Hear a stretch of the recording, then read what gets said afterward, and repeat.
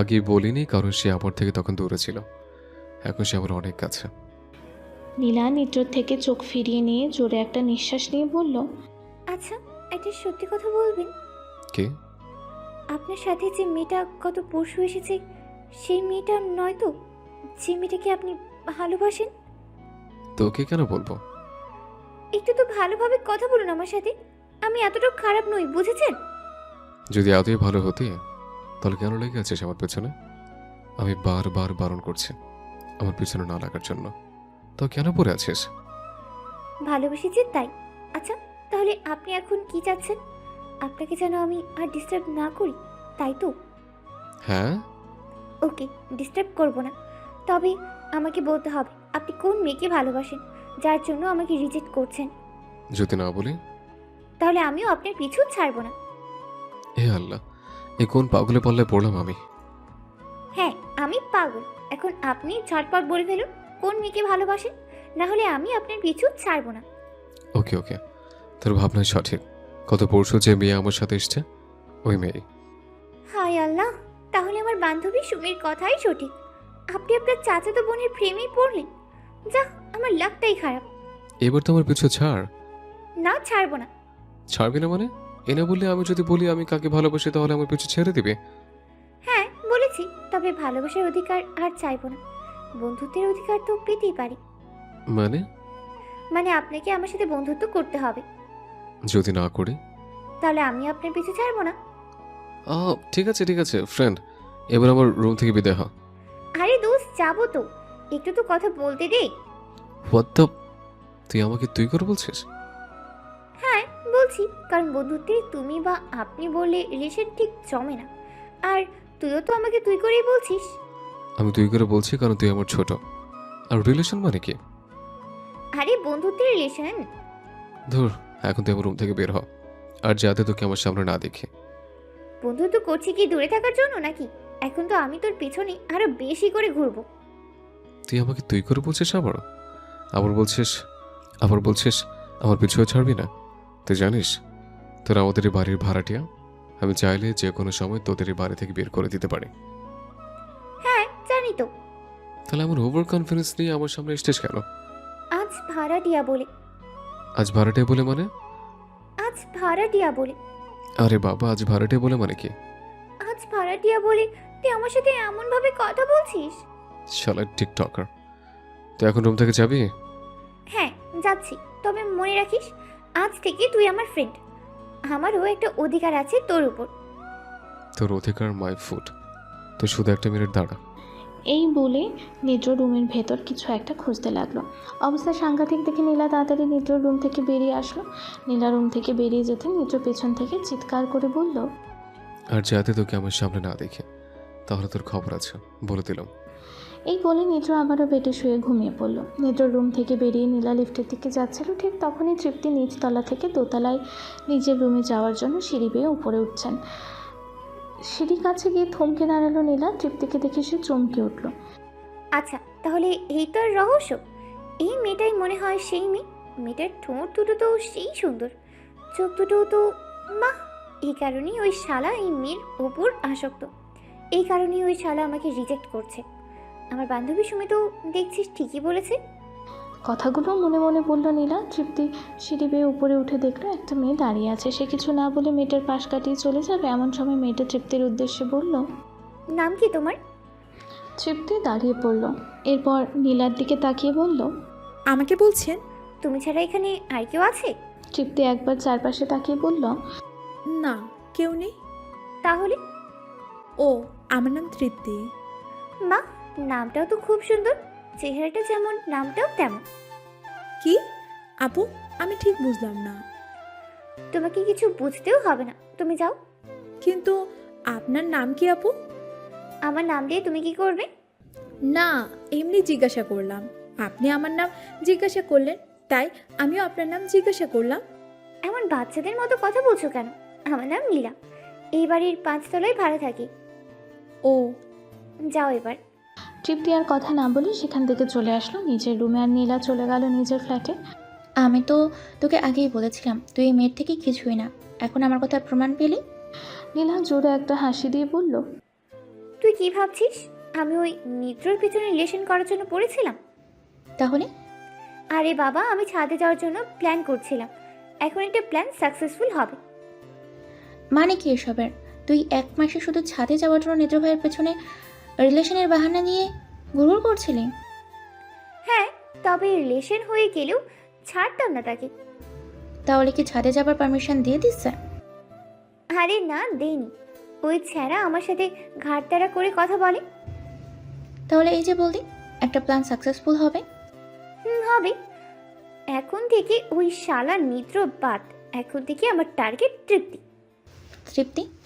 এ আবার কে? আরে ওই মেয়ে, নিদ্রর চাচাতো বোন। কি করবো এই মেয়ের সাথে? বন্ধুত্ব পাতাবো। মানে? বন্ধুত্ব পাতাবো, তারপর ওর দ্বারা ছাদে যাব। ছাদের প্লেসটা নিশ্চয়ই খুব সুন্দর হবে। ওখানে টিকটক ভিডিও বানালে আরও লাইক কমেন্ট বেশি পাওয়া যাবে। কি বলিস? সুমি নিজের কপালে হাত রেখে বলল, তুই ছাদে টিকটক ভিডিও বানানোর জন্য এতদিন নেত্র ভাইয়ের পেছনে এভাবে ঘুরঘুর করছিলি? তো তোর কি মনে হয় এখন? শালি, তোর জন্য আমি কত কথা শুনছি। তুই শুধু এই টিকটক ভিডিও বানানোর জন্য নেত্র ভাইকে এতদিন জ্বালিয়েছিস, আমাকে কত কথা শুনিয়েছিস। দাঁড়া তুই একটু। এই বলে সুমি বসা থেকে উঠে কিছু একটা খুঁজতে লাগলো। নীলা আর সেখানে না বসে থেকে দৌড়ে সুমির রুম থেকে বেরিয়ে নিজের ফ্ল্যাটে চলে গেল। রাত 10:30 বাজে। খাবার টেবিলে বসে আছে আমেনা, তৃপ্তি, নিদ্র আর ফরহাদ। আমেনা নেত্রর উদ্দেশ্যে বলল, কলেজ কবে থেকে শুরু হবে বলছে? সামনের মাসের 1 তারিখ থেকে। ও, আচ্ছা, বড় আম্মু নীলা মেয়েটাকে? আমেনা আর নেত্র তৃপ্তির দিকে অবাক হয়ে তাকালো। কেন? না মানে দুপুরে আমি যখন রুমের দিকে যাচ্ছিলাম তখন আমার সাথে দেখা হয়। কে বলেছে তোকেও? তেমন কিছু বলেনি, শুধু আমার নাম জিজ্ঞাসা করলো। আমি আমার নাম বললাম, এরপর আমিও তার নাম জিজ্ঞাসা করলাম। তখন সে বলল তার নাম নীলা, তারা নাকি 5 তলায় ভাড়া থাকে। ওরা 5 তলায় ভাড়া থাকে। আর কিছু বলেছে? না, আর কিছু বলেনি বড় আম্মু। অনেক কথা হয়েছে, এবার খাবার খাও। ফরহাদের কথা শুনে সবাই খাবার খাওয়ার দিকে মন দিল। অতঃপর খাবার খেয়ে সবাই নিজেদের রুমে চলে গেল। তবে আমিনা তৃপ্তির সাথে আজও ঘুমানোর জন্য এসেছে। আমিনাকে জড়িয়ে ধরে শুয়ে আছে তৃপ্তি। বড় আম্মু, তুমি এখন আর আমার সাথে না ঘুমালেও পারো, আমার এখন আর ভয় করে না। তাই নাকি? কাল থেকে তুমি তোমার নিজের রুমে গিয়ে ঘুমাতে পারো। ঠিক আছে, কালকেরটা কালকে দেখা যাবে। এখন ঘুমা। এরপর তৃপ্তি আমিনাকে জড়িয়ে ধরে ঘুমিয়ে পড়ল। আমিনা কিছু সময় তৃপ্তির মাথায় হাত বুলিয়ে তিনি নিজেও ঘুমিয়ে পড়লেন। ভোরে ফোনের অ্যালার্মের শব্দে ঘুম ভেঙে যায় নিদ্রর। গা নাড়াচাড়া দিয়ে উঠে বসে সে। আজ থেকে নিদ্র নামাজ পড়া শুরু করবে। দিনের শুরুটা তাই নামাজ পড়েই শুরু করতে চায় নিদ্র। ফোনের অ্যালার্ম অফ করে বেড থেকে নেমে সোজা ওয়াশরুমে চলে যায়।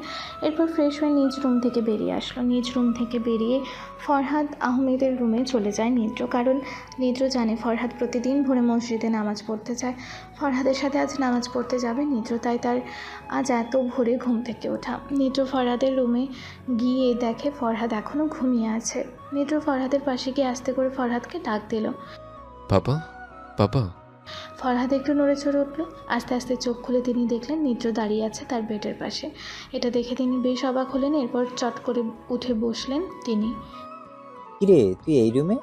নিদ্র শান্ত গলায় বলে উঠল। নামাজ পড়তে যাবে না? ফরহাদ যেন অবাকের ওপর অবাক হচ্ছে। নিজে চোখে বিশ্বাস করতে পারছেন না তিনি কি এটা সত্যি শুনছেন, না এটা তার স্বপ্ন? আজ এত বছর পর নিদ্র আবারও নিজ মুখ দিয়ে নামাজের কথা বের করলো। এটা জানে তিনি বিশ্বাসই করতে পারছেন না। নিদ্রর ফ্রেন্ডরা মারা যাওয়ার পর থেকে নিদ্র নামাজ কালাম পড়া বন্ধ করে দিয়েছে। ফরহাদ তার নিজের শরীরে নিজে চিমটি কাটলেন। না, এটা তো সত্যি ব্যথা পেয়েছেন তিনি।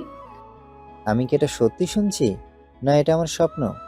তুই সত্যি আমার সামনে দাঁড়িয়ে এই কথা বলছিস? নিদ্র একটু বিরক্তিকর ভঙ্গিতে বলল, ধুর, আমি নিজে তোমার জন্য ওয়েট করছি, তুমি তাড়াতাড়ি ফ্রেশ হয়ে আসো। এই বলে ফরহাদের রুম থেকে বেরিয়ে যায় নিদ্র। ফরহাদ কিছুক্ষণ নিদ্র যাওয়ার দিকে তাকিয়ে থাকে। এরপর রুমে থাকা দেয়াল ঘড়ির দিকে তাকান তিনি। না, সময় তো ঠিকই আছে। অতঃপর বেড থেকে নেমে ওয়াশরুমে চলে যায় ফরহাদ। ফ্রেশ হয়ে নিজ রুম থেকে বেরিয়ে আসেন তিনি। ফরহাদ কিছু একটা ভেবে নিদ্রর রুমের কাছে চলে যায়। তিনি নিদ্রর রুমের কাছে গিয়ে দেখেন নিদ্রর রুমের দরজা একটু ফাঁকা। এটা দেখে তিনি বসে অবাক হন। তার মানে এটা তো স্বপ্ন না, এটা সত্যি। পুরো ক্লিয়ার হওয়ার জন্য ফরহাদ নিদ্রর রুমের দরজা ফাঁক করে নিদ্রর বেডের দিকে তাকান। দেখেন নিদ্র রুমে নেই। এটা দেখে ফরহাদের মুখে হাসি ফুটে ওঠে। এরপর তিনি সেখান থেকে সোজা নিচে চলে আসেন। ফরহাদ নিচে এসে দেখেন নিদ্র সোফার ওপর মাথা নিচু করে বসে আছে। এটা দেখে তিনি নিদ্রর কাছে চলে আসেন। কিরে, যাবি না নামাজ পড়তে? চল। ফরহাদের কথা শুনে বসা থেকে উঠে দাঁড়ালো নিদ্র। চলো। অতঃপর বাপ ছেলে দুজনে বাড়ি থেকে বেরিয়ে আসলো। নিদ্রর বাড়ি থেকে মিনিট 2 সময় লাগে মসজিদে যেতে। রাস্তার একপাশ দিয়ে হেঁটে যাচ্ছে নিদ্র আর ফরহাদ। ফরহাদ নিদ্রর উদ্দেশ্যে বলল, আজ হঠাৎ তোর কি হলো বলতো? কেন? এতদিন পর তুই? ফরহাদের মুখের কথা কেড়ে নিয়ে নিদ্র বলে উঠল, আমি জানি বাবা, তুমি খুব অবাক হচ্ছ। অবাক হওয়ারই কথা, কিন্তু অবাক হয়ে কোনো লাভ নেই। কারণ আজ থেকে আমি আবার পুনরায় নামাজ পড়া শুরু করব। তাই তোমার সাথে আজ মসজিদে যাচ্ছি। ফরহাদের মুখে হাসি ফুটে উঠল। আজ এতদিন পর আবার নামাজ পড়া শুরু করছিস, নিশ্চয়ই বিশেষ কোনো একটা কারণ আছে। নিদ্র একটু ভ্যাবাচাকা খেয়ে গেল। ফরহাদের দিকে তাকালো সে। আরে না, কিসের কারণ থাকবে? কোনো কারণ নেই। মম প্রতিদিন বকাঝকা করে, তাই ভাবছি নামাজটা পড়া দরকার, তাই। ফরহাদ নিদ্রকে থামিয়ে বলল, না, কোনো তো একটা কারণ আছেই। আমি লক্ষ্য করেছি তুই আগে সকাল 11টায় ঘুম থেকে উঠতি, কিন্তু এখন সকাল 8টা বাজলেই ঘুম থেকে উঠে পড়িস। আবার এখন ভোরে আমাকে ডেকে নামাজে নিয়ে আসলি, নতুন করে আবার নামাজ পড়া শুরু করবি। বিষয়টা কেমন যেন লাগছে, কিছু তো একটা কারণ আছেই। ধুর বাবা, তুমিও না। বললাম তো কোনো কারণ নেই। হয়েছে, মসজিদে এসে গেছি, আর কথা না, চল। এরপর দুজনে মসজিদের ভিতর চলে গেল। প্রতিদিনের মতো আজও আমিনার ঘুম ভেঙে যায়। আস্তে আস্তে চোখ খুলে একবার চারপাশে চোখ বুলিয়ে নেন তিনি।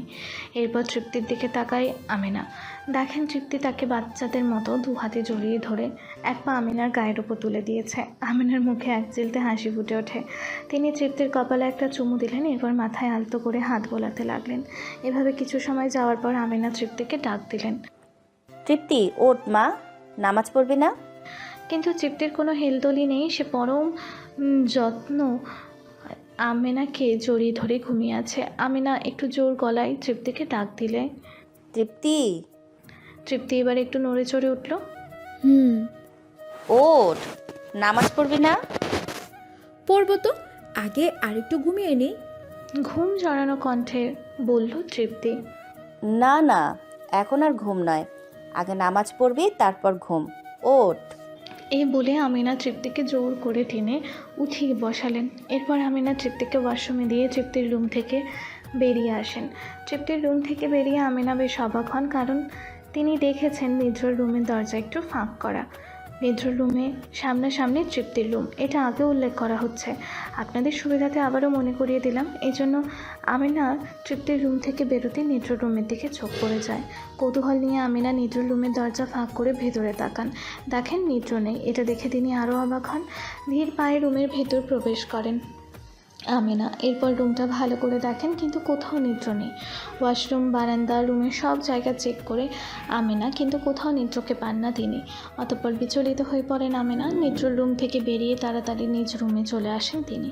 নিজ রুমে এসে অবাকের শীর্ষ পর্যায়ে পা দিয়ে ফেলেন আমিনা, কারণ তিনি নিজ রুমে এসে দেখেন ফরহাদ নেই। এবার আমিনার বুকের ভেতর মোচড় দিয়ে ওঠে।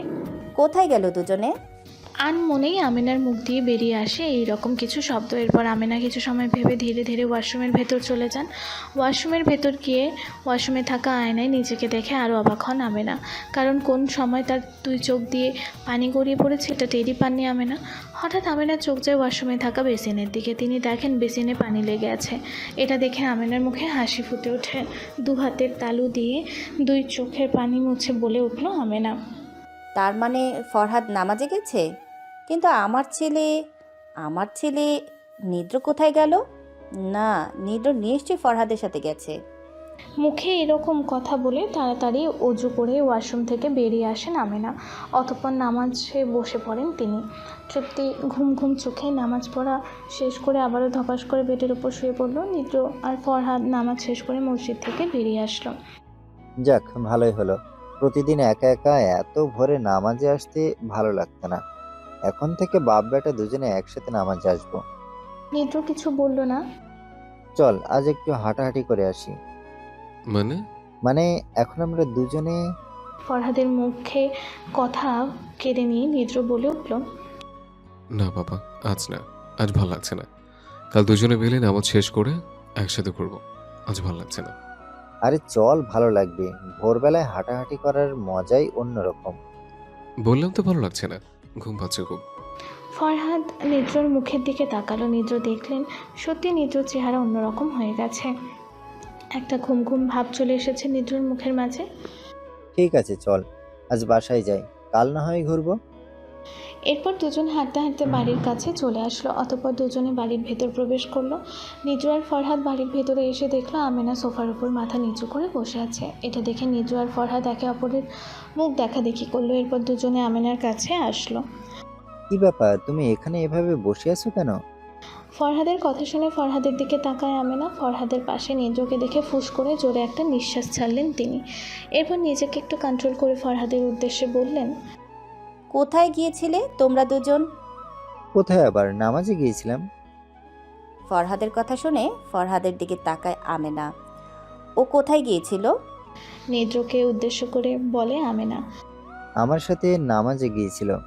কথাটা শুনে নিদ্রর দিকে চোখ বড় বড় করে তাকায় আমেনা। নিদ্র একটা হাসি আমেনাকে উপহার দেয়। তা কি মনে করে এতদিন পর নামাজে গেলেন নবাব? নিদ্রর হাত দুটো উঁচু করে একবার ডান পাশে আবারও বাম পাশে ঘুরে আমেনাকে বলল, কোনো কিছু মনে করে না, আমার প্রচণ্ড ঘুম পাচ্ছে, আমি গেলাম। এই বলে সেখান থেকে হাই তুলতে তুলতে চলে গেল নিদ্র নিজের রুমের দিকে। ছেলেটার কি হলো বলো তো? আমিও কিছু বুঝতে পারছি না। আমি ঘুমিয়েছিলাম, হঠাৎ ও এসে আমাকে ডেকে নামাজে নিয়ে গেল।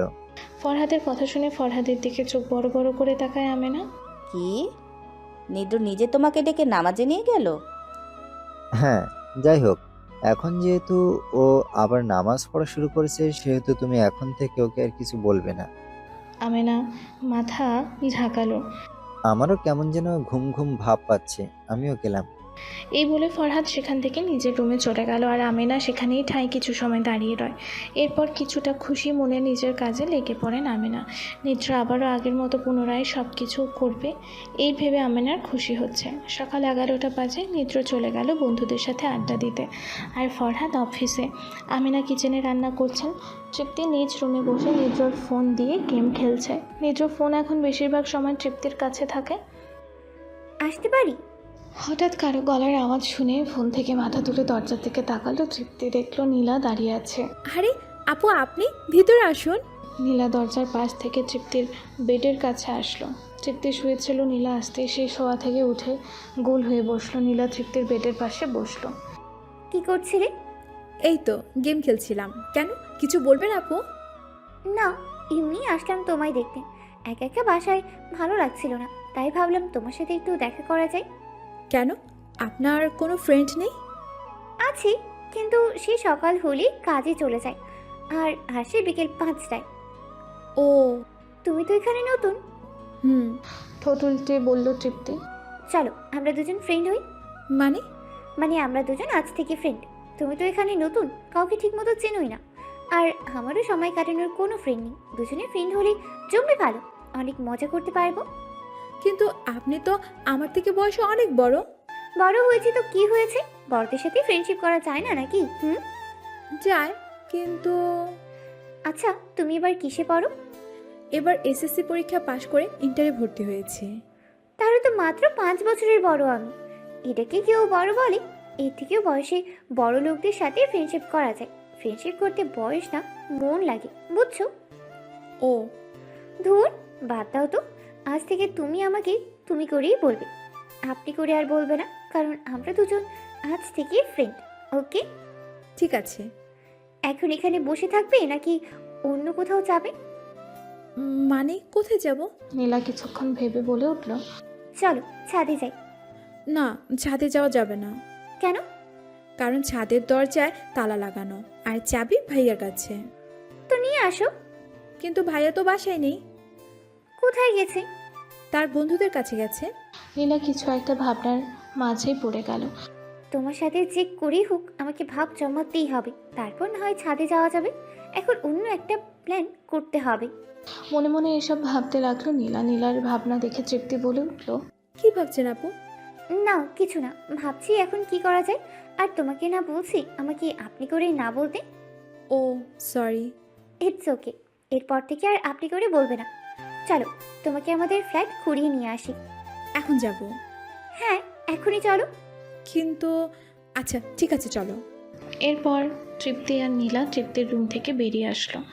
আপু, বড় আম্মুর থেকে বলে আসা দরকার। কেন? উনি যদি পরে আমাকে খোঁজ করে না পায় তাহলে অনেক টেনশন করবেন।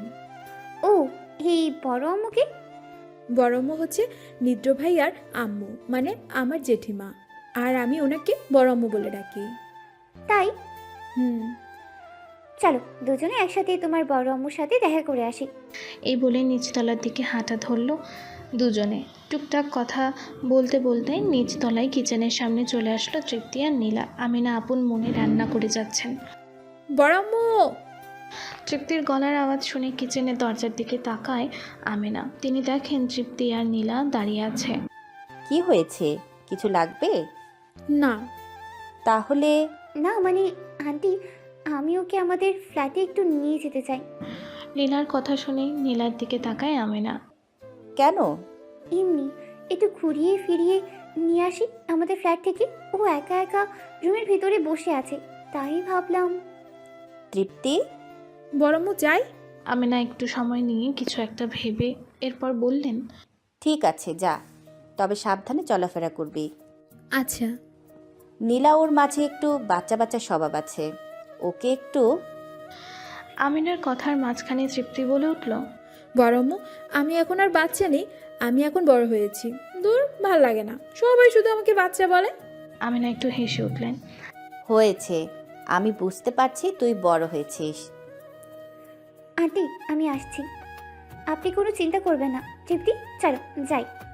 এই বলে তৃপ্তির হাত ধরে কিচেনের সামনে থেকে নিয়ে আসলো নীলা। এরপর দুজনে নিচতলায় লিফটের কাছে এসে দাঁড়ালো। লিফটের কাছে আসতে তৃপ্তি বলে উঠল, না না না আপু, আমি এটা তুলবো না। নীলা একটু অবাক হয়ে বলল, কেন? আমার এটার ভিতরে অনেক ভয় করে। চলো আমরা সিঁড়ি বেয়ে উপরে উঠবো। এই বলে নীলা হাত ধরে সিঁড়ির দিকে টানতে লাগলো তৃপ্তি। নীলা একটু হেসে উঠল। আরে বোকা মেয়ে, ভয় পাওয়ার কিছু নেই, আমি আছি তো, কিছু হবে না। না। তৃপ্তির কথা শেষ হওয়ার আগে লিফটের দরজা খুলে গেল। এই তো লিফটের দরজা খুলে গেছে, চলো ভেতরে যাই। না, আমি যাব না। এই কথাগুলো নীলা তৃপ্তির হাত ধরে টান দিয়ে লিফটের ভেতর নিয়ে আসলো। লিফটের ভিতরে আসতে তৃপ্তি খপ করে নীলার কোমর জড়িয়ে ধরলো। প্লিজ আপু চলো, আমরা সিঁড়ি বেয়ে উপরে উঠি। এটা থেকে প্লিজ নামো। তৃপ্তির কথায় কান না দিয়ে নীলা লিফটের ভেতর থাকা 5তলা সুইচ বাটন চাপ দিল। সুইচ বাটনে চাপ দিতে লিফটের দরজা বন্ধ হয়ে গেল। এরপর লিফট একটু ঝাঁকুনি দিতে তৃপ্তি বাবাকে বলে নীলার ওপর ঝাঁপিয়ে পড়লো। নীলা টাল সামলাতে না পেরে লিফটের ভেতর ধপাস করে বসে পড়লো। নীলা বসে আছে আর নীলার গায়ের ওপর তৃপ্তি চোখ মুখ বুঝে নীলাকে শক্ত করে জড়িয়ে ধরে আছে। তৃপ্তির এমন কাণ্ড দেখে নীলা কাঁদবে না হাসবে কিছুই বুঝে উঠতে পারছে না। কিরে, এমন হামি দিচ্ছিস কেন? একটু চা খাওয়া দরকার, তোর এই গল্প শুনে আমার খুব ঘুম পাচ্ছে। ধুর, চল আগে একটু চা খেয়ে আসি, তারপর বাকিটা শুনবো। চল, বিল তুই দিবি। প্রতিদিন তো আমি দিই, আজ না হয় তুই দে। আমার এত ঠেকা পড়ে নাই, বিল তুই দিবি। ঠিক আছে চল, বিল আমি দেব। বিয়ে করে খুব কিপটে হয়ে গেছিস তুই আরিয়ান। আগে নিজে বিয়ে কর, তারপর ফুসফি ঠেলা। হইছে, এখন চল। চল। রনি আর আরিয়ান চা খেয়ে আবারও আগের জায়গায় এসে বসলো। হ্যাঁ, এবার বাকি স্টোরি শুরু কর। কোথায় যেন রেখে গিয়েছিলাম? নীলা আর তৃপ্তি লিফটের ভিতরে। হয়েছে, আর বলতে হবে না। লিফট এসে থামলো 5তলায়, কিন্তু তৃপ্তির সেদিকে কোনো খেয়ালই নেই। সে নীলাকে ঝাপটে শক্ত করে জড়িয়ে ধরে আছে। নীলা তৃপ্তির আমার কাণ্ড দেখে কি করবে বুঝেই উঠতে পারছে না। লিফট থামতে নীলা তৃপ্তিকে বলে উঠল, তৃপ্তি আমরা আমাদের ফ্ল্যাটে চলে এসেছি, লিফটের দরজা খুলে গেছে, আমাদের নামতে হবে। নীলার কথা শুনে চোখ খুলল তৃপ্তি। দেখলো সে নীলার গায়ের উপর উঠে নীলাকে জাপটে জড়িয়ে ধরে আছে। এটা দেখে তৃপ্তি তাড়াতাড়ি নীলাকে ছেড়ে উঠে দাঁড়ালো। এরপর জলদি লিফটের ভেতর থেকে বেরিয়ে আসলো। নীলাও বসা থেকে উঠে লিফট থেকে বেরিয়ে আসে। নীলা লিফট থেকে বেরিয়ে আসতে তৃপ্তি মাথা নিচু করে নীলাকে বলল, সরি আপু, আসলে আমি এটার ভিতরে অনেক ভয় পাই, তাই। তৃপ্তিকে থামিয়ে নীলা বলল, হয়েছে, আমি বুঝতে পারছি, এবার চলো। তৃপ্তি এসে নীলার বাম হাত ধরল। নীলা তৃপ্তির দিকে ঘুরে তাকালো। হাত ধরছো কেন? আসলে আপু, এটা আমার অভ্যাস। আমি কোথাও গেলে আমার সাথে যে থাকবে আমি তার হাত ধরে হাঁটি। ও, কিন্তু এটা তো রাস্তা বা বাইরের কোনো জায়গা না, এটা বাড়ি। এখানে হাত না ধরেও হাঁটতে পারো। বাট তোমাদের ফ্ল্যাটে তো আমি আজ নতুন, তাই না? নীলা একটু হেসে বলে উঠল, তোমার থাকা কথাগুলো অনেক মনোমুগ্ধকর সুইটি। সুইটি আবার কে আপু? সুইটি হচ্ছ তুমি। আজ থেকে আমি তোমাকে সুইটি বলেই ডাকবো। না, আমার নাম তৃপ্তি। আমাকে তৃপ্তি বলেই ডাকবে? না, আমি তোমাকে সুইটি বলেই ডাকবো। এবার চলো। এই বলে নীলা তৃপ্তিকে নিয়ে নিজের ফ্ল্যাটে আসলো। এরপর নীলা তৃপ্তিকে নীলার আম্মুর সাথে পরিচয় করিয়ে দিল। এইভাবে পুরো ফ্ল্যাটের সব কিছুই তৃপ্তিকে ঘুরিয়ে ঘুরিয়ে দেখাতে লাগলো নীলা। জানিস সুমি, মেয়েটা এত ভালো না, তোকে যে কি বলবো। বাবা নীলা, তোর কিছু হলো না তো? তোর মুখে অন্য কারোর প্রশংসা শুনছি, এটা আমার বিশ্বাস হচ্ছে না। একবার নীলার দিকে তাকিয়ে আবারও আলমারিতে নিজের জামা কাপড় গোছাতে গোছাতে বলল সুমি। আরে তুই চুপ করে শোন না। আমি গিয়েছিলাম ওর সাথে ফ্রেন্ডশিপ করে ওকে আমার মায়ায় ফেলতে, কিন্তু আমি উল্টো ওই বাচ্চা বাচ্চা স্বভাবের মায়ায় পড়ে গেলাম। সুমি জামা কাপড় গোছানো বাদ দিয়ে নীলার কাছে এসে বেডের পাশে বসলো। তাই নাকি? তবে শোন, মেয়েটা কিন্তু গ্রামের মেয়ে, এখানে সব কিছুর সাথে ও নতুন। ওর সাথে উল্টোপাল্টা কিছু করিস না। ধুর, আমি ওর সাথে উল্টাপাল্টা কিছু করব কেন? ও তো এখন আমার ফ্রেন্ড, আর ওকে কিছু করব মানে ওর গায়ে কেউ যদি হাতও দেয় না, তার হাত আমি ছিঁড়ে ফেলবো। সুমি চোখ বড় বড় করে নীলার দিকে তাকালো। এরপর নীলার কপালে গালে নিজের হাতের উল্টা পিঠ দিয়ে ছুঁয়ে দেখলো সুমি। নীলা, সত্যি তোর কিছু হয়নি তো? আমার জন্য তো এত কেয়ারিং দেখাস না তুই। একদিনে ওই মেয়ের প্রতি এত কেয়ারিং হয়ে গেলি তুই? মুখটা মলিন করে বলে উঠল সুমি। নীলা সুমিকে টান দিয়ে নিজের কাছে টেনে এনে পিছন থেকে জড়িয়ে ধরে বলল, আমার বেস্টুটা বুঝি জেলাস ফিল করছে। তবে যাই বলিস সুমি, মেয়েটা কিন্তু মাইন্ড ব্লোয়িং। শালি, ছাড় আমারে, বের হ আমার রুম থেকে। রাগে ফুঁসতে ফুঁসতে বলে উঠল সুমি। নীলা সুমিকে আরও একটু শক্ত করে জড়িয়ে ধরে আরও রাগানোর জন্যই বলল, আরে শোন না, মেয়েটা যখন আমার হাত ধরে বাচ্চাদের মতো হাঁটছিল না, তখন কত কিউট যে লাগছিল, তোকে বলে বোঝাতেই পারবো না সুমি। এই বলে নীলার থেকে জোর করে ছুটে কিছু একটা খুঁজতে লাগলো সুমি। পরিবেশ গরম দেখে নীলা দিল এক ভোঁদৌড়। এক দৌড়ে হাসতে হাসতে সিঁড়ি বেয়ে নিজেদের ফ্ল্যাটে চলে আসলো। সময় চলছে সময়ের গতিতে, দিন চলছে দিনের গতিতে, রাত চলছে রাতের গতিতে। এভাবে পেরিয়ে গেল 15 দিন। তৃপ্তি আজ ঢাকা এসেছে 15 দিন হয়ে গেছে। এ কয়দিনে নীলার সাথে খুব ভালো সম্পর্ক হয়ে উঠেছে তৃপ্তির। কলেজ খুলতে আরও 3-4 দিন বাকি। নিত্র বাসায় না থাকা কালীন সব সময় নীলার সাথে থাকে তৃপ্তি। এই নিয়ে আমেনা কিছু বলে না। নিত্রকে ডিস্টার্ব করা ছেড়ে দিয়েছে নীলা। আর তৃপ্তির ফ্রেন্ড হিসেবে নীলাকে পেয়ে আমেনা অনেক খুশি। রাতে তৃপ্তির সাথে এখন আর আমেনা ঘুমায় না। তৃপ্তি একাই রাতে ঘুমায়। তবে সকাল ভোরে আমেনা এসে তৃপ্তিকে ঠিকই ডেকে নামাজ পড়ান। নিত্র এখন প্রতিদিন নামাজ পড়ে। তৃপ্তি লিফটে উঠতে এখন আর এত একটা ভয় পায় না। নীলা আজও ছাদে উঠতে পারেনি, কারণ নিদ্র ছাদের চাবি সবসময় নিজের সাথে করে রেখে নিয়ে যায়। তৃপ্তি অনেকবার ছাদের চাবি চেয়েছে নীলার কাছে, কিন্তু নিদ্র দিবে দিবে বলে এখনও দেয়নি। বাইকের চাবির সাথে ছাদের চাবিটা ঝুলছে। চাবিটা খোলাও হয়নি আর তৃপ্তিকে দেওয়াও হয়নি নিদ্রর। প্রতিদিন বিকেলে আমেনার ফোন কল করে তৃপ্তির খোঁজ নেয় সালমা। তৃপ্তি কী করছে, কী খেয়েছে, কী পড়েছে সব খোঁজ নেন তিনি। তৃপ্তির সাথেও কথা বলেন সালমা। রাতে খাবার টেবিলে বসে আছে নিদ্র, তৃপ্তি, ফরহাদ আর আমেনা। তৃপ্তি মামনি, তোমার কোনো সমস্যা হচ্ছে না তো? তৃপ্তি প্লেট থেকে মাথা তুলে ফরহাদের দিকে তাকায়। এরপর এক গাল হেসে বলে, না বরাবর কোনো সমস্যা হচ্ছে না। তবে বলে থেমে যায় তৃপ্তি। তৃপ্তির দিকে প্রশ্নবোধক দৃষ্টিতে তাকায় ফরহাদ, আমিনা, নিদ্র। তবে কি মামনি? মাথা নিচু করে খাবার প্লেটের দিকে তাকিয়ে বলে উঠল, ভাইয়াকে কতবার বলেছি ছাদের চাবিটা দিতে, কিন্তু ভাইয়া আমাকে ছাদের চাবি দিতেই যাচ্ছে না। আমিনা নিদ্রর দিকে রাগি চোখে তাকায়। নিদ্র একটা শুকনো ঢোক গেলে ফরহাদ নিদ্রর দিকে তাকিয়ে বলল, কিরে, তুই মামুনিকে ছাদের চাবি দিচ্ছিস না কেন? ও তো ছোট, ছাদে ওর কি কাজ? আর নীলা মেয়েটাকে নিয়ে ছাদে ওঠার ধান্দা করছে ও। এটা আমি ভালো করেই বুঝি। তৃপ্তি প্লেট থেকে মাথা তুলে নিদ্রর দিকে তাকিয়ে বলল, আমি এখন আর ছোট নই, বুঝেছো? আর নীলা আপুকে নিয়ে ছাদে উঠতে সমস্যা কি? ওই মেয়ে ছাদের ফুলগুলো ছিঁড়ে ফেলবে। না, একটা ফুলও নীলা আপু ছিঁড়বে না। উনি খুব ভালো। তুমি নীলা আপুকে নিয়ে এমন ভাবো, কিন্তু নীলা আপু এমন না। আর আমি থাকতে উনি ফুল ছিঁড়বে কি করে? আমি জানি ও কেমন। নিদ্র আর একটা কথাও না। খাবার শেষ হবার পর তুই তৃপ্তিকে ছাদের চাবি দিবি। ও কাকে নিয়ে ছাদে উঠবে আর কাকে নিয়ে উঠবে না এটা ওর ব্যাপার। মেয়েটা সারাক্ষণ বাসায় একা থাকে।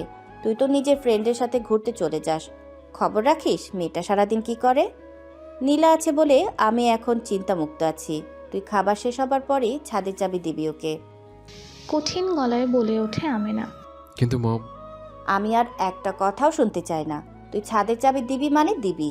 রাগী গলায় বলে উঠল আমেনা। নিদ্র একটু সময় নিয়ে কিছু ভেবে এরপর বলল, ঠিক আছে। তৃপ্তির মুখে হাসি ফুটে ওঠে। নিদ্র তৃপ্তির দিকে একটু তাকিয়ে আবারও নিজের খাওয়ায় মন দেয়।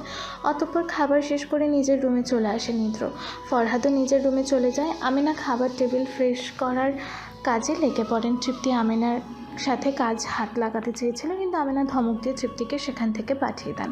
সিঁড়ি বেয়ে উপরে উঠে নিজের রুমের দিকেই যাচ্ছে তৃপ্তি। অতঃপর রুমের সামনে এসে দাঁড়ালো সে।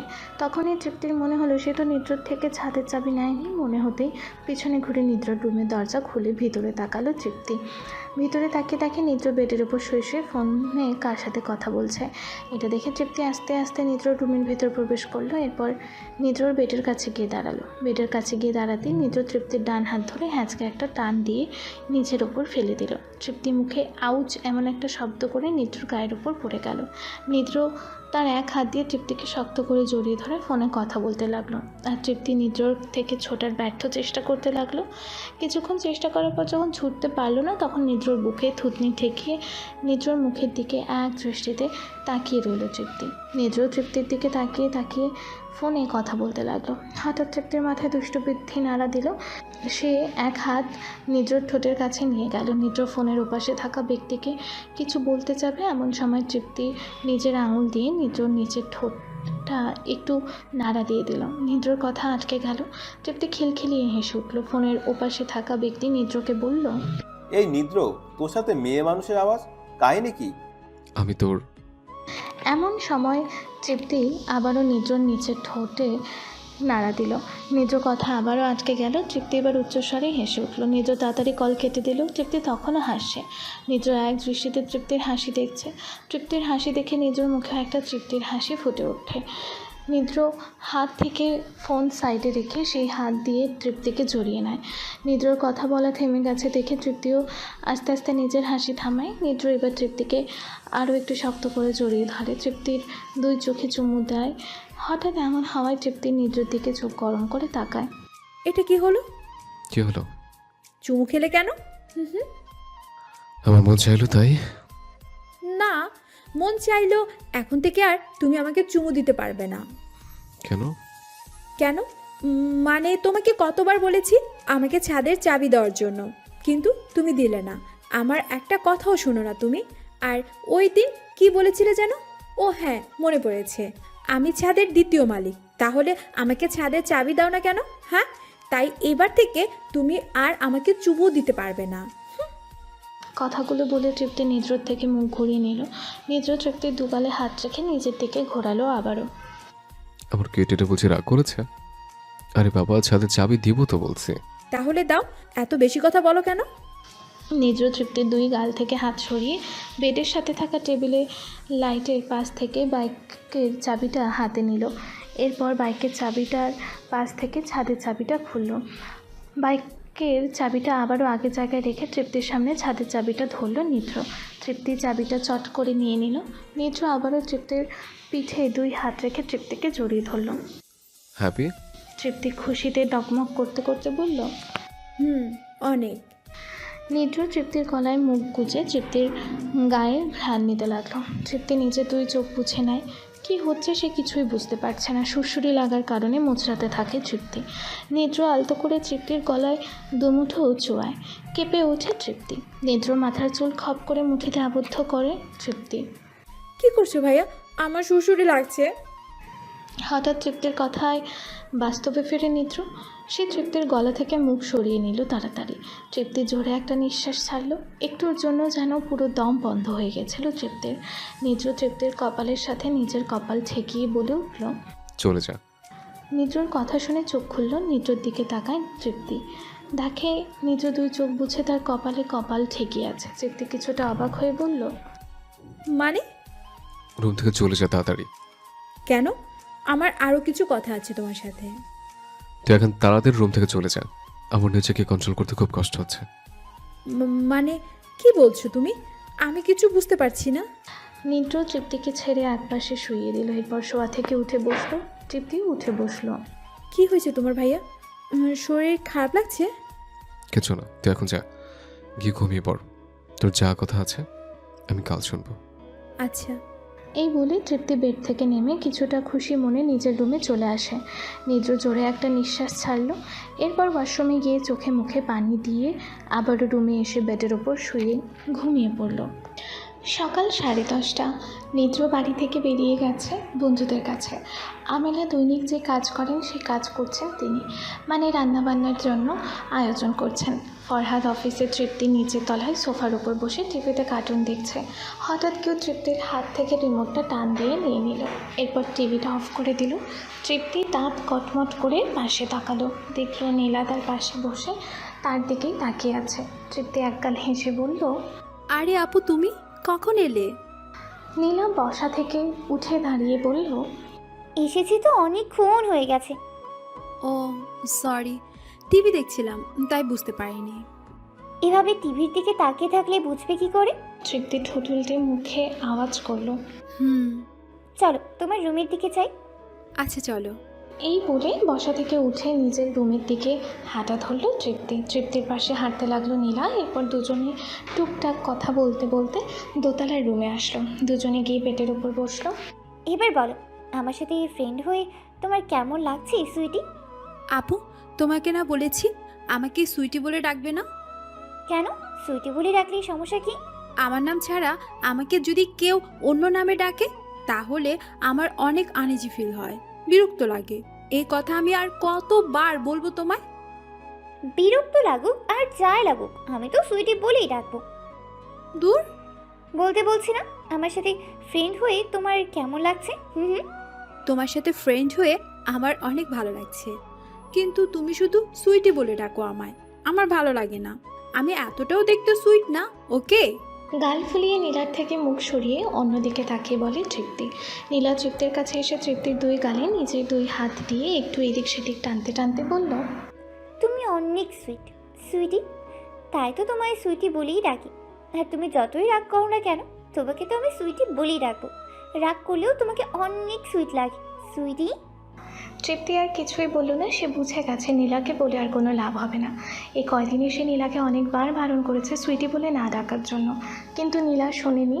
নীলা তাকে সুইটি বলেই ডাকবে বলে জিম্মি ধরছে। নীলা তৃপ্তির কাল থেকে হাত নামিয়ে বলল, আচ্ছা এসব এখন বাদ, এখন বলো কাজ হয়েছে? তৃপ্তি নীলার দিকে কিছুটা অবাক হয়ে তাকিয়ে বলল, কিসের কাজ? আরে আমাদের ছাদে ওঠার, ভুলে গেছো?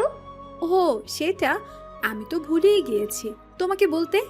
নীলা কিছুটা ভাবা চাকা খেয়ে গেল। প্রশ্নবোধক দৃষ্টিতে তাকালো তৃপ্তির দিকে। এরপর বলল, কি বলতে ভুলে গেছো? তৃপ্তি মুখে হাসি এনে কিছুটা চিৎকার করে বলল, ছাদের চাবি পেয়ে গেছি। কথাটা শুনে নীলা তৃপ্তির হাত ধরে খুশিতে ডগমগ করতে করতে বলে উঠল, সত্যি বলছিস? ছাদের চাবি নিদ্র দিয়েছে? হ্যাঁ, আমি সত্যি বলছি। কাল রাতে আমি ভাইয়ার থেকে ছাদের চাবি নিয়ে এসেছি, দাঁড়ো তোমাকে দেখাচ্ছি। এই বলে বেড থেকে নেমে ড্রেসিং টেবিলের ড্রয়ার থেকে ছাদের চাবিটা বের করলো তৃপ্তি। এরপর আবারও বেডের কাছে আসলো। তৃপ্তি নীলার সামনে ছাদের চাবিটা ধরে বলল, এই দেখো, এই যে চাবি। নীলা চাবিটা দেখে নিচের কোমর থেকে ফোন বের করে একটা ডিজে গান প্লে করে। ফোনের ফুল সাউন্ড দিয়ে দিল। এরপর তৃপ্তিকে ধরে উড়াধুরা নাচ শুরু করে দিল নীলা। তৃপ্তি খিলখিলিয়ে হাসতে লাগলো।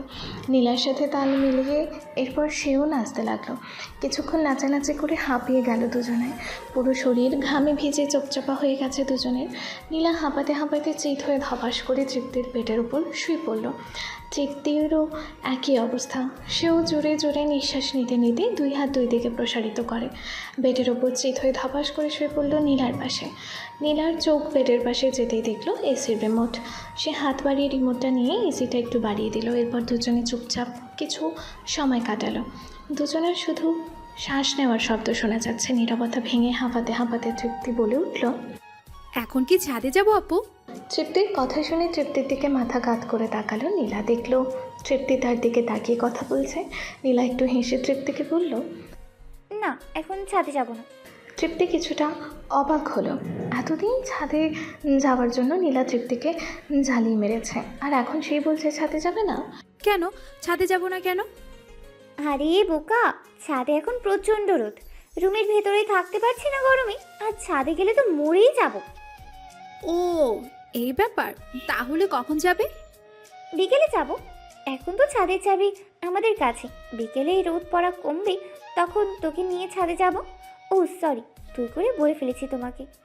আরে আপু সমস্যা নেই, তুমি আমার বড়, তাই তুমি আমাকে তুই করে বলতেই পারো। নীলা তার বাম হাত দিয়ে তৃপ্তির ডান গাল একটু টেনে বলল, এই জন্যই তোমাকে আমার খুব ভালো লাগে সুইটি। তাহলে এখন থেকে আমি তোমাকে তুই করেই বলবো, ওকে? রাগ করবে না তো? আরে না, রাগ করবো না, তুমি ডাকতে পারো, কোনো সমস্যা নেই। এভাবে আরও অনেক কথা বলতে লাগলো নীলা আর তৃপ্তি।